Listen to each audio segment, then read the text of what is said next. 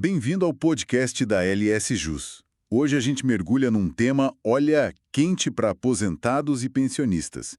A famosa revisão da vida toda. Vamos tentar entender o que está rolando lá no Supremo Tribunal Federal, o STF, e o que isso, significa na prática para o bolso das pessoas. Exato. A ideia hoje é descomplicar um pouco esse cenário, né?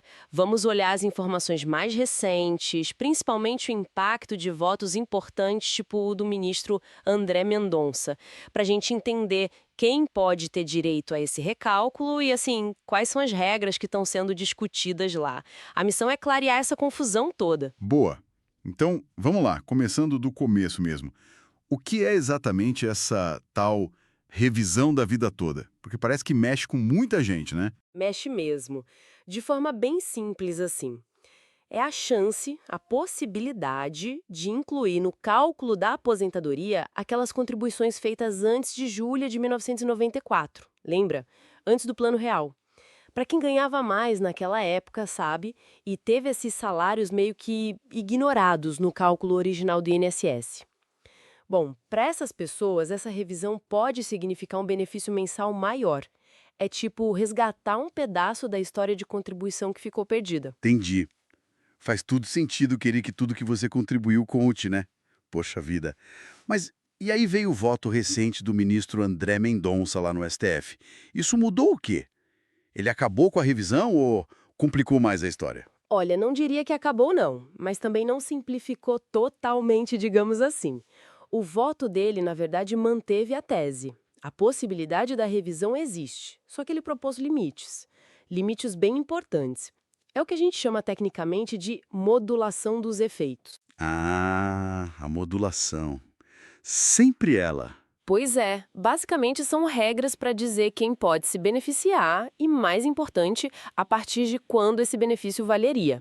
A ideia por trás disso, né, é tentar controlar o impacto financeiro para a Previdência para não ser algo Uhum, gigantesco de uma vez só. certo. A questão do caixa sempre pesa.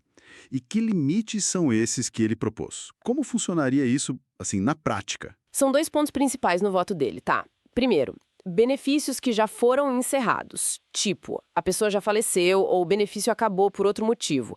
Esses não poderiam mais ser revisados por essa tese. Acabou.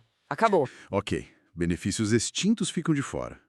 E o segundo ponto? O segundo ponto é o crucial, acho. É a data em que a pessoa entrou com a ação na justiça. Essa data definiria o direito aos valores atrasados. Hum, a data do processo. Isso faz toda a diferença, então. Como fica essa divisão? Explica melhor pra gente. Então, pela proposta do Mendonça, funcionaria assim. Quem entrou com a ação antes de 17 de dezembro de 2019, essa data é importante porque foi quando o STJ, o Superior Tribunal de Justiça, validou a tese pela primeira vez, né? Bom, quem entrou antes dessa data poderia ter direito a receber os valores retroativos, os atrasados referentes aos 5 anos antes do pedido. O padrão. Certo, os 5 anos para trás. E para quem entrou depois? Aí muda. Quem entrou com a ação depois dessa data, de dezembro de 2019, só teria direito a receber as diferenças a partir daquela data. Ou seja, a partir de 17 de dezembro de 2019 para frente. Ah, entendi a lógica. Limita bastante o passado para quem demorou mais para pedir, né? Reduz o retroativo. Exatamente. Limita bastante o impacto financeiro dessas ações mais recentes. Tá, peguei. Mas essa decisão do STF, já tá tudo certo? Bater o martelo ou ainda tem chão pela frente? Ainda não, ainda não. O julgamento, na verdade, foi interrompido. O voto do Mendonça, ele manteve a tese, mas com essas regras, né, só que teve divergência. O voto anterior, por exemplo, do ministro Alexandre de Moraes, foi totalmente contrário à revisão. Ele votou para derrubar tudo. Nossa, posições bem diferentes então. Sim, e para completar, mais recentemente, a ministra Carmen Lúcia pediu vista do processo. Pediu vista. O que isso quer dizer no juridiquês para quem não está acostumado? É tipo, mais tempo para pensar? É exatamente isso. Pedir vista significa que a ministra solicitou mais tempo para analisar o caso todo, com mais calma, mais detalhe, antes de dar o voto dela. E quando isso acontece, o julgamento fica suspenso temporariamente, pausado. Ou seja, Ou seja, a novela continua. abre espaço para mais discussão, mais análise, e a definição final ainda vai demorar um pouquinho. Haja paciência para quem está esperando, hein? Mas vamos pensar no futuro.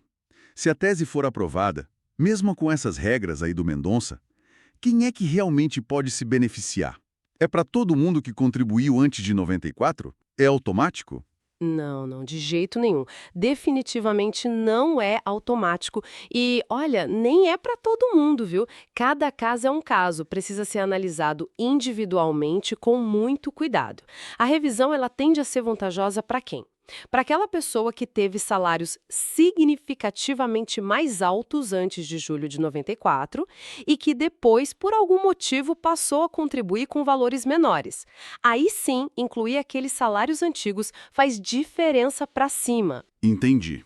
E para quem teve salário estável ou começou depois? Pois é, para quem teve salários mais estáveis ao longo do tempo, ou principalmente para quem começou a contribuir depois de julho de 94, a revisão pode não trazer ganho nenhum. Ou, em alguns casos, pasme, pode até diminuir o benefício. É uma conta que precisa ser feita com muita atenção. Caramba. Então o conselho não é sair correndo para entrar na justiça achando que vai ganhar mais dinheiro, né? Tem que fazer a conta antes. Exatamente. O conselho de ouro é: procure um especialista, um advogado previdenciário, alguém que entenda mesmo do assunto.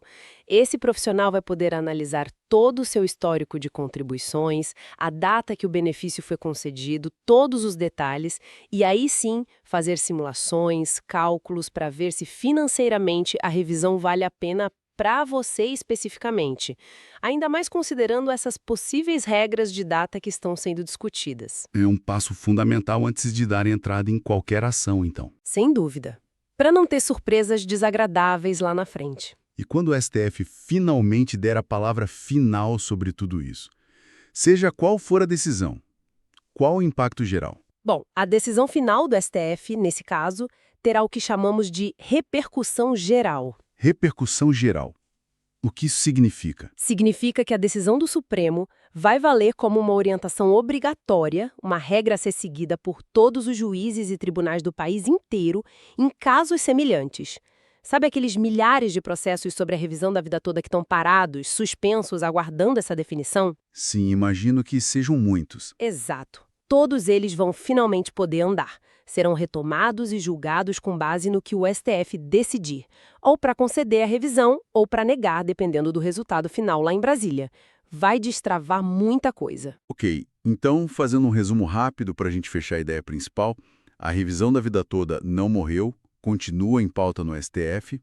O voto do ministro André Mendonça, embora não seja final, sugere regras que mantêm a possibilidade de revisão para muita gente, mas com limites importantes, né? Principalmente ligados à data do pedido na Justiça e se o benefício ainda está ativo. E a análise, caso a caso, é crucial. Dessa história toda, né? Essa discussão super complexa no Supremo, ela vai muito além dos números, das datas, dos cálculos. Ela toca num ponto fundamental. Como a sociedade, e principalmente o judiciário, tentam equilibrar duas coisas. De um lado, a proteção dos direitos individuais dos aposentados, que contribuíram a vida toda. E do outro, a necessidade de garantir que o sistema de previdência seja sustentável para todo mundo, agora e para as futuras gerações. É um equilíbrio, assim, sempre muito delicado de se encontrar. Uma reflexão muito pertinente mesmo. Um desafio constante. Bom, muitíssimo obrigado por nos acompanhar em mais esse mergulho aqui na LS Jus. Esperamos ter ajudado a clarear um pouco esse tema.